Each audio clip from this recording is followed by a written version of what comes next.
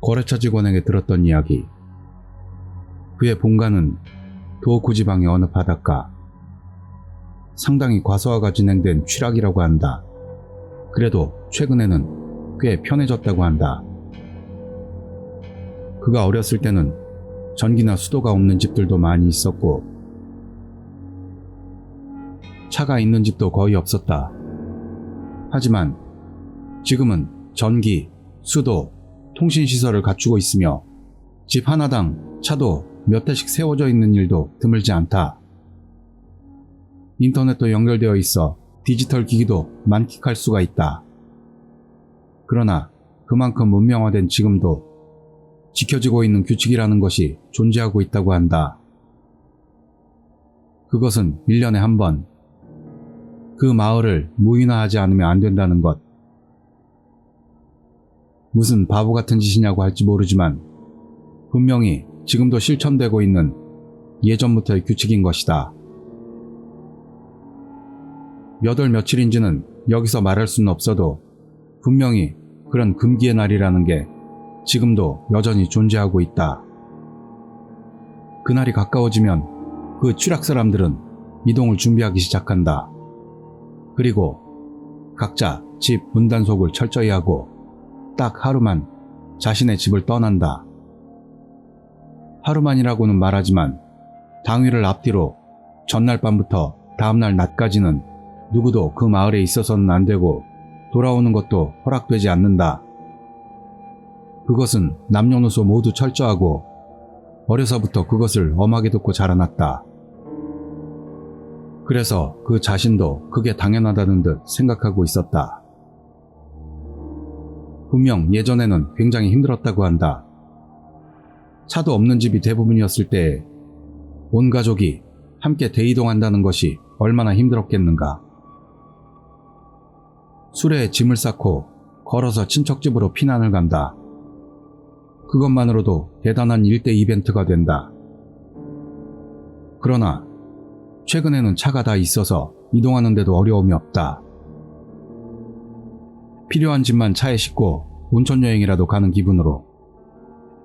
지금은 그런 느낌으로 그 금기의 날을 즐겁게 기다리는 사람조차 있다고 한다. 그리고 그에게 듣고 나서 놀랐던 것은 그 마을의 집은 모든 집이 마치 전쟁에 대비하는 듯한 방비가 각각의 집에 준비되어 있다는 것. 집 현관은 모든 집이 무거운 철제문으로 되어 있고 1층 창문도 바깥측으로 철제 덧문 같은 것을 덧대어 놓고 있다고 한다.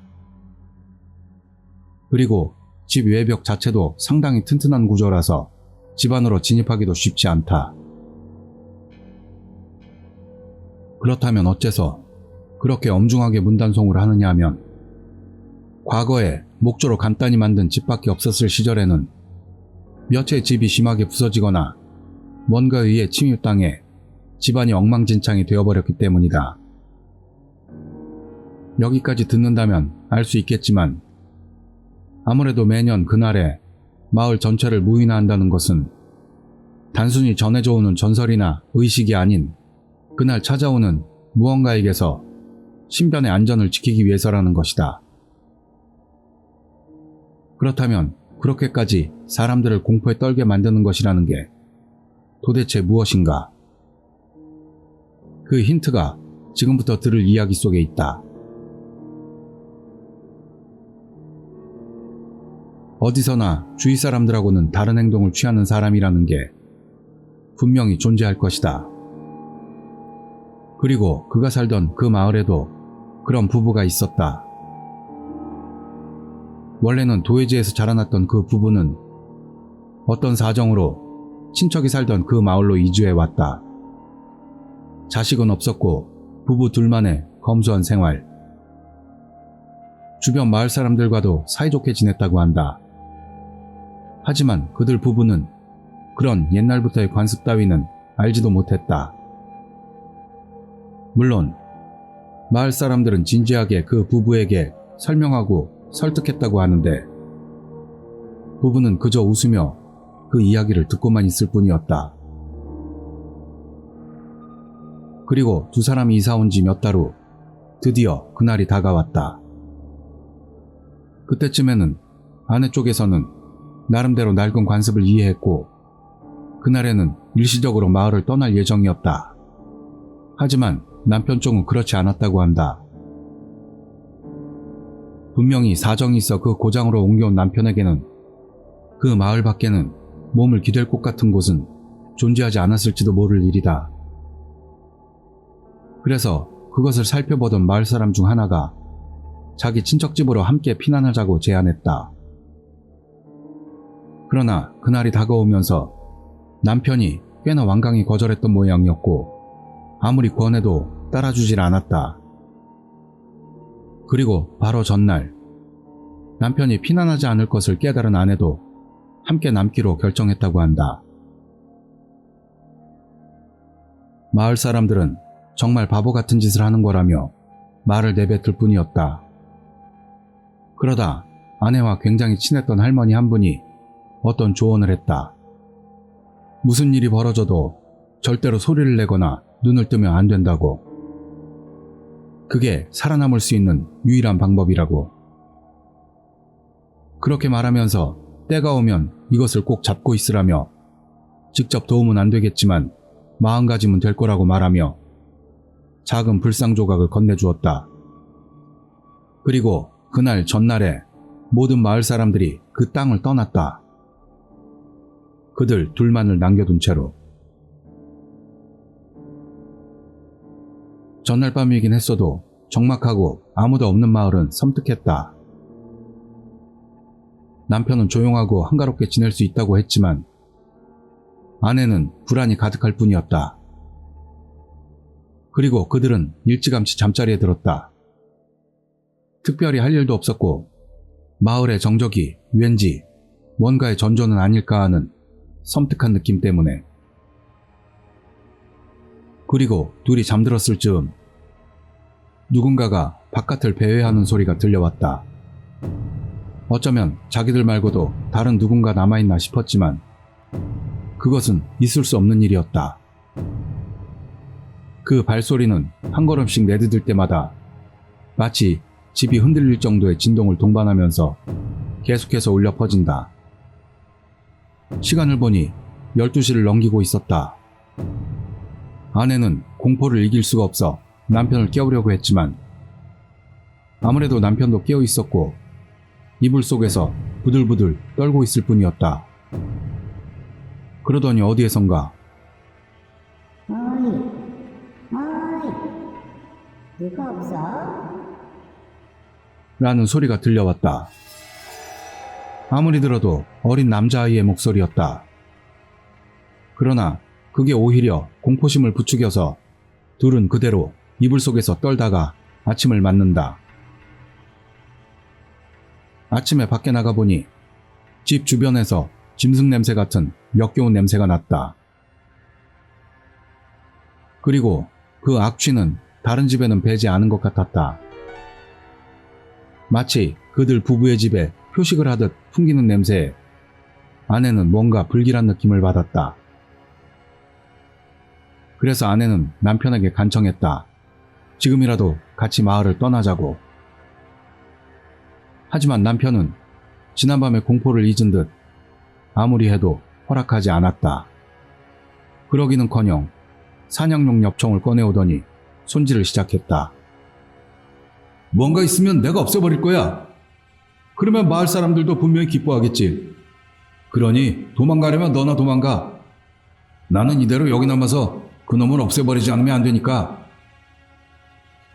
그렇게 말했지만 남편 혼자 두고 자기만 도망가는 것은 도저히 할 수 없었다. 그래서 적어도 이것만은 부탁한다고 남편에게 애원했다. 절대로 밖엔 나가지 말 것을. 남편은 처음에는 머뭇거리다가 아내가 울면서 부탁하니 거부할 수도 없어서 집에서 나가지 않겠다는 것만은 약속해줬다. 낮 시간은 아무 일 없이 지나갔다. 금기의 날로 정해진 것이 거짓말인 것처럼. 그러나 밤이 되니 분위기는 완전히 달라진다. 너무나 조용해서 그런지는 몰라도 마치 둘만이 다른 세계에 빠져버린 것 같은 불안감을 느낀다. 남편은 집에서는 나가지 않았지만 전날 밤 집 주변을 배회하던 것이 집 안으로 들어오기만 하면 각오하라는 듯 엽총 손질에 여념이 없었다. 그리고 밤 9시를 넘겼을 때 집 밖에서는 마치 어린아이들이 집 주변에서 노는 듯한 소리가 들려오기 시작했다. 더 이상 집을 뒤흔드는 발소리는 들려오지 않았다. 그래도 아내는 떨고 있었다.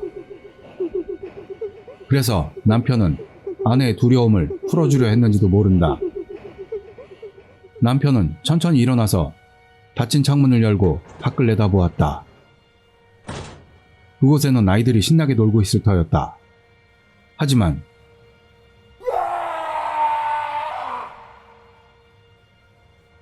갑자기 큰 비명을 지른 남편은 서둘러 엽총을 가지러 달려간다. 아내는 공포로 눈도 뜨지 못하고 할머니에게 받은 불상을 꼭 쥐고만 있을 뿐이었다.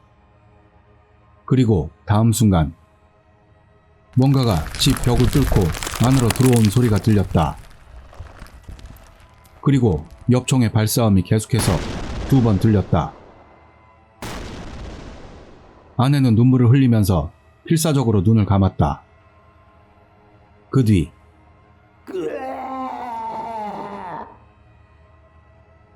하는 남편의 비명이 들린 후 뭔가를 끌고 가는 소리가 들리고 그 소리는 점점 멀어져 갔다. 끌려가는 것은 남편이 틀림없다고 생각한 아내는 서둘러 눈을 뜨려고 했다. 하지만 눈은 떠지지 않았다. 뭔가가 자기의 눈앞에 있고 얼굴을 들여다보고 있는 그런 감각이 들었다.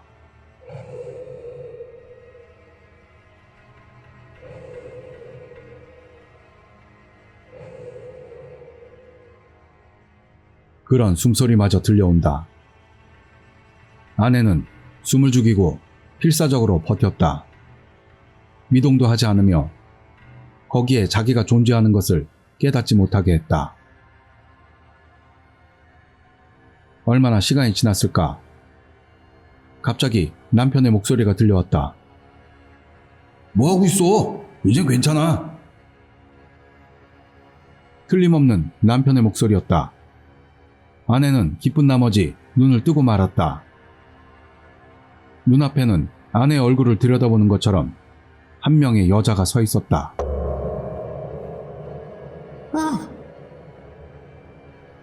공포에 질려 굳어있는 아내의 얼굴로 그 여자가 양팔을 뻗어온다. 갑자기 아내는 아무것도 보이지 않게 된다. 그리고 갑자기 지독한 잠이 쏟아진다. 그대로 깊은 잠에 빠지고 만다.